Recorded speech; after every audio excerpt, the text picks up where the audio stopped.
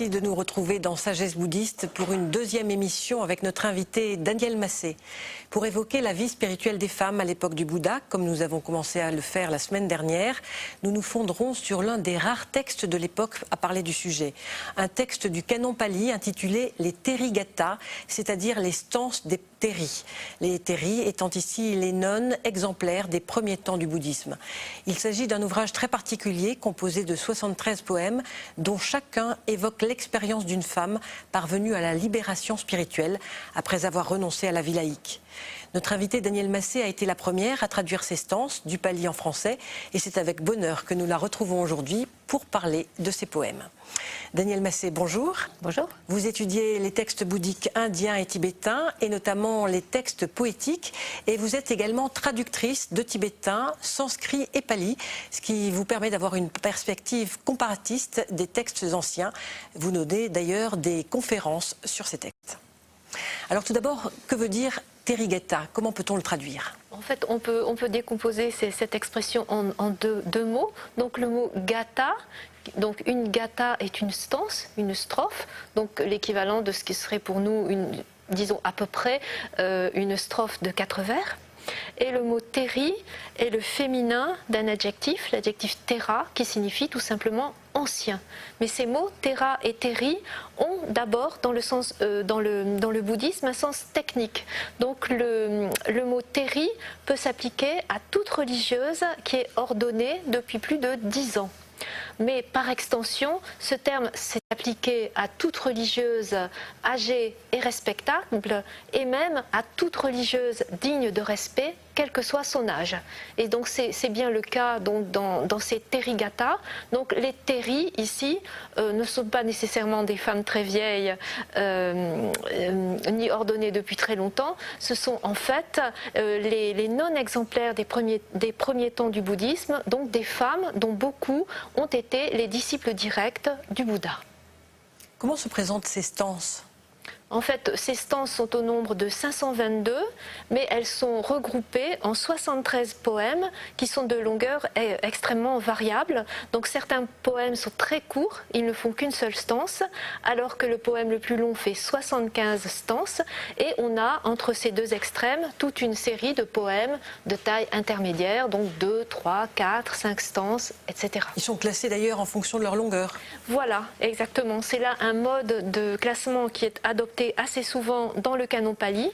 Donc quand on ouvre le recueil des Therigatha, on a d'abord une première section qui est la section des poèmes à une stance, puis on a la section des poèmes à 2 stances, et ainsi de suite, jusqu'à la section du grand poème qui est composée uniquement de ce grand poème à 75 stances que j'ai déjà mentionné. Alors est-ce que ce sont des poèmes signés ?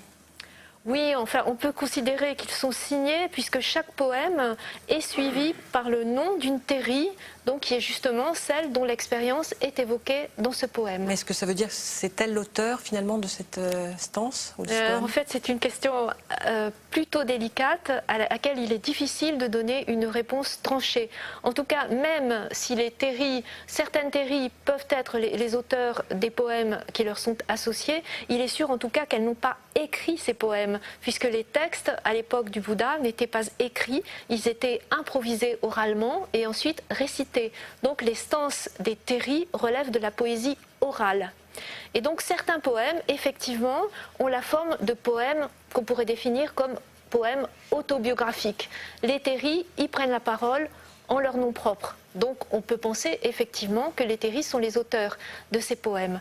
Mais on trouve aussi dans les Therigatha d'autres stances dans lesquelles les Theri ne sont pas les énonciatrices, mais les destinataires. Donc c'est à elles qu'on parle. Et certains poèmes, plus longs bien entendu, ont même la forme de dialogues dans lesquels la Theri concernée donne la réplique à tel ou tel personnage. Donc on a là un mode de présentation qui ressemble tout à fait à notre théâtre, et le statut de la Theri dans ce cas est bien plus celui d'un acteur que celui d'un auteur.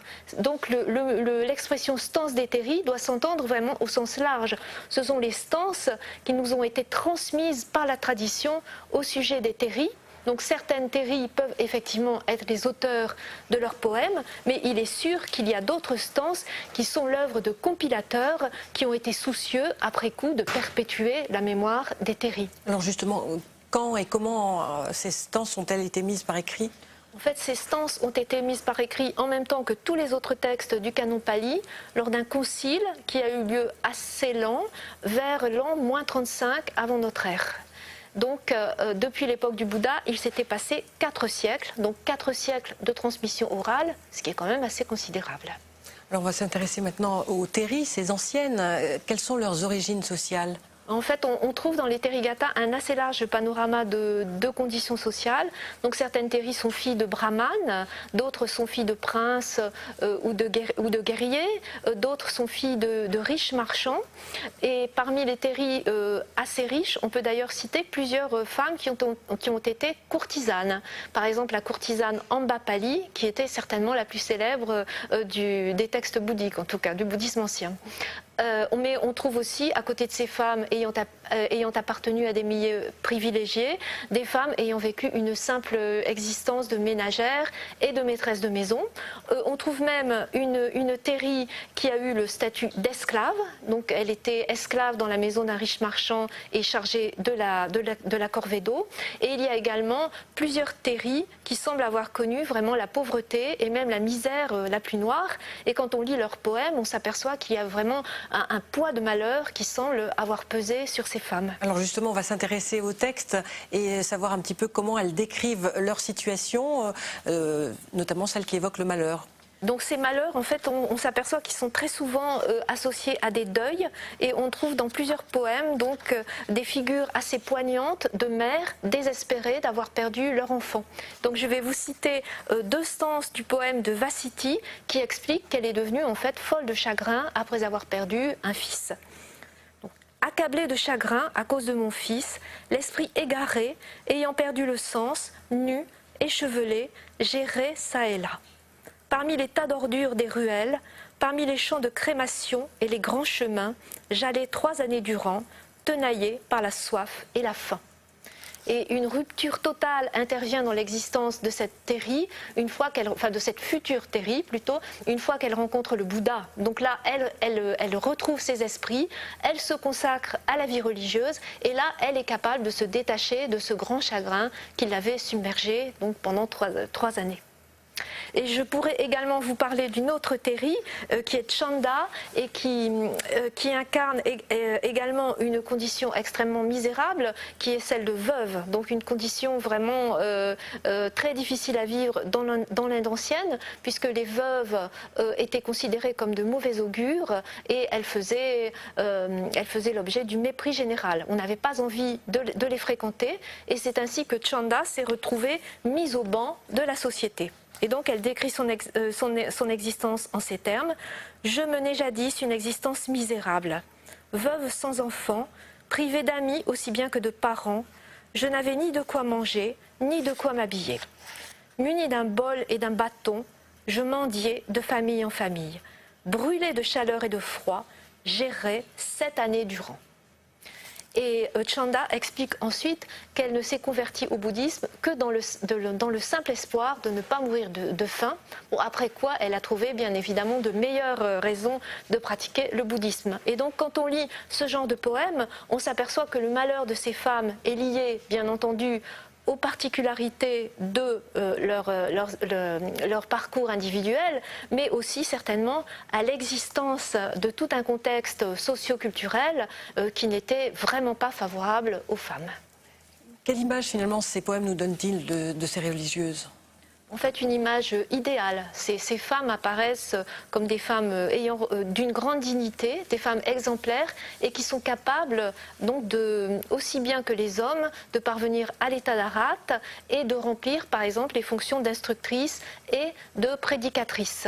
Et effectivement, certaines des Terry sont extrêmement éloquentes. J'aurais même tendance à dire peut-être parfois un peu trop éloquentes parce que les discours qui leur sont prêtés sont tellement travaillés qu'on se dit qu'il n'est pas possible que les femmes aient parlé ainsi à l'époque du Bouddha. Et certainement, ces stances, donc tellement travaillées, sont l'œuvre de compilateurs qui ont mis en forme les stances et je dirais la légende des terris, puisque cette image a été tellement embellie qu'on arrive à une vision totalement idéalisée qui est proche de celle qu'on peut avoir, par exemple, dans la légende dorée des chrétiens. Alors justement, est-ce que vous pouvez nous donner un exemple d'une terri devenue légendaire ? Oui, le cas le plus spectaculaire certainement est celui de Suba du bois de manguier de Jivaka. Donc son histoire est la suivante. Elle se trouve un jour seule dans un bois et elle fait la rencontre d'un mauvais garçon qui lui fait des propositions galantes et qui en particulier célèbre la beauté de ses yeux. Il lui dit qu'elle a les yeux de biche, des yeux pareils à des bourgeons de lotus, bon, etc. Et Suba lui répond par un grand discours sur le thème de l'extinction du désir et de l'inanité des apparences. Et elle termine son discours en disant que les yeux ne sont que des espèces de globes enfoncés dans une cavité qui comportent une bulle en leur milieu et qui contiennent des larmes. Il s'y produit aussi des sécrétions et les différentes parties de l'œil ne sont qu'un conglomérat de substances. Donc une vision qui est à l'opposé de la vision quelque peu lyrique du mauvais garçon. Et le poème se termine ensuite par quelques stances de récit qui proposent un dénouement tout à fait spectaculaire. Donc je vais vous lire. Puis la nonne aux beaux yeux se mutila, car cette femme à l'esprit libre n'avait aucun attachement. Tiens, prends cet œil pour toi. Et sans plus attendre, elle donna son œil à cet homme. En lui, aussitôt, s'apaisa la passion dont elle était l'objet, et il lui demanda pardon. Puis il la laissa partir et la nonne se rendit auprès de l'excellent Bouddha et dès qu'elle aperçut le porteur des excellentes marques, son œil redevint tel qu'il était auparavant. Donc on a là vraiment un récit de légende dorée avec deux miracles successifs. Premier miracle, Suba réussit à s'arracher l'œil sans la moindre difficulté. Puis deuxième miracle, elle retrouve son œil intact une fois qu'elle est en présence du Bouddha. Donc certainement ce genre de récit constitue une revanche par rapport aux déboires que les religieuses pouvaient avoir à affronter dans leur vie, puisque le Vinaya fait état de plusieurs cas de religieuses qui ont été violées, et il est certain que Suba courait le risque d'être violée dans ce bois où elle se trouvait seule avec le mauvais garçon. Or justement, non seulement elle n'est pas violée, mais encore elle se tire, elle opère un retournement de situation tout à fait spectaculaire. Donc elle apparaît comme une héroïne. Alors vous avez aussi traduit les Théragatas, c'est-à-dire les stances des Theras ou stances des anciens. Est-ce que c'est le pendant masculin des Therigatas ? Oui, on peut effectivement considérer que les Théragatas sont le pendant des Therigatas, puisqu'il s'agit de recueils en tout point symétriques. Donc les Théragatas mettent en scène, eux, les moines les plus exemplaires des premiers temps du bouddhisme.